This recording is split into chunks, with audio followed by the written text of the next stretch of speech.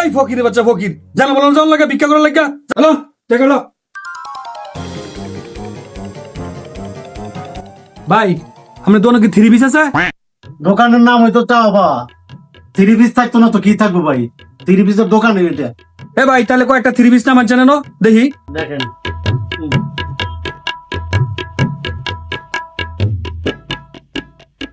ভাই এটা আমার প্যাকেট করে দিন, এটা দাম কত?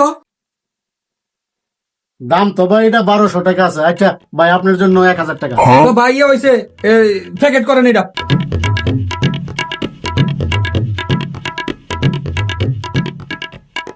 এই যে ভাই আপনার টাকা। ভাই টাকাটা আমার কাছে দেন না, মালিকের কাছে দেন।